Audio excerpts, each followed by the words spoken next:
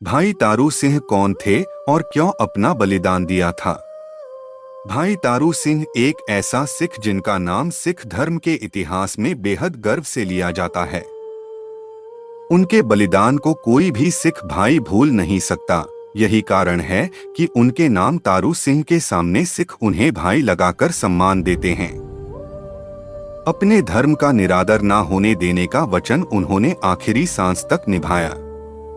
यह तब की बात है जब गुरु की नगरी कहलाने वाले पंजाब के अमृतसर में मुगलों का राज हो गया था। वे अपनी इच्छानुसार हर किसी धर्म के व्यक्ति को इस्लाम में शामिल कर अपनी ताकत बढ़ाना चाहते थे, लेकिन भाई तारू सिंह को शायद यह मंजूर ना था। तारू सिंह अपनी माता के साथ पहुला गांव में रहते थे। धर्म ही उनका सब कुछ था और उसके लिए वे कुछ भी करने को उतारू थे। एक दिन तारू सिंह के यहाँ रात्रि में विश्राम के लिए जगह खोजते हुए रहीम बख्श नाम का एक मछुआरा आया। तारू सिंह ने न केवल उसकी सहायता की बल्कि उसे पेट भर भोजन भी कराया।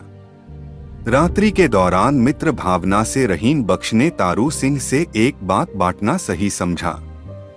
उसने बताया कि पट्टे जिले के कुछ मुगल उसकी बेटी को अगवा कर ले गए हैं, इसीलिए वह उनसे नजर चुराता घूम रहा है।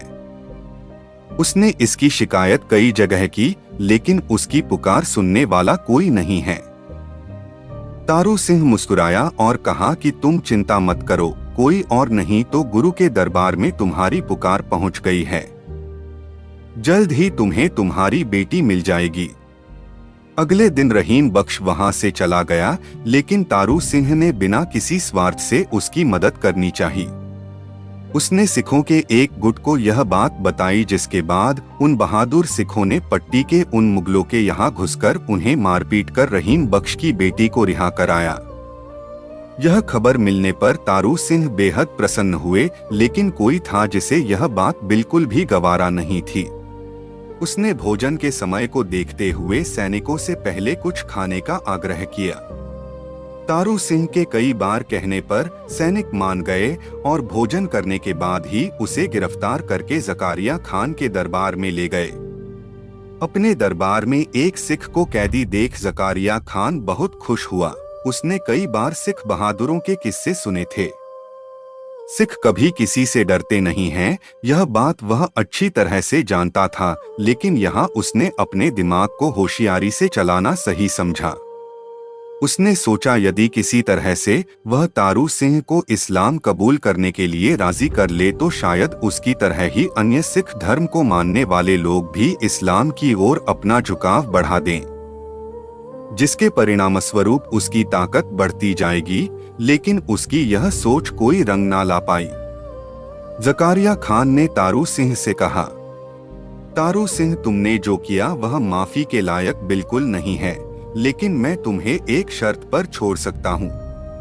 तुम इस्लाम कबूल कर लो, हमारे मित्र बन जाओ, मैं तुम्हारी सभी गलतियों को नजरअंदाज कर दूंगा। जकारिया खान का प्रस्ताव पाते ही पहले तो तारू सिंह मुस्कुराया, फिर बोला कि चाहे जान चली जाए लेकिन वह अपने गुरुओं के साथ गद्दारी कभी नहीं करेगा। तारू सिंह जकारिया खान की तरकीब को भली भांति समझ चुका था, इसलिए उसने बिना किसी भय के भरे दरबार में जकारिया खान को ललकारा। गुस्से में आकर जकारिया खान ने तारू सिंह को कैदखाने में बंद करवा दिया। रोजाना बहुत लोग आते और तारू सिंह को विभिन्न लालच देते हुए इस्लाम कबूल करने को कहते, लेकिन वो सबके लिए एक अच्छा जवाब तैयार रखता था। अंततः जकारिया खान ने तारू सिंह को सजा देने का फैसला किया। उसे दो बड़े पहियों के बीच बांध दिया गया। कई तसीहे दिए गए, लेकिन तारू सिंह ने उफ ना किया। आखिरकार जकारिया खान ने तारू सिंह के सिख धर्म से जुड़े कट्टर विश्वास को तोड़ने के लिए उसके बाल ही काट देने का फैसला किया।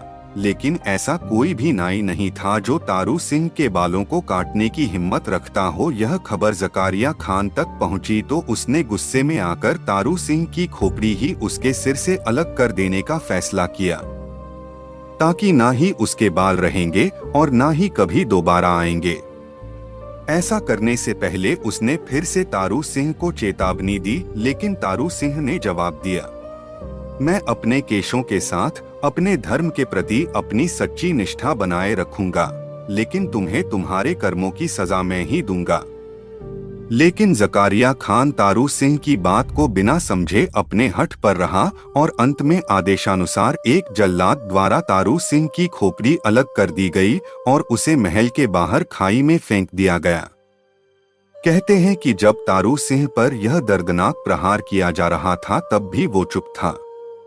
यह खबर जब खालसा पंथ के कुछ लोगों तक पहुंची तो वे फटाफट जाकर खाई में से तारू सिंह को बाहर निकाल कर ले आए।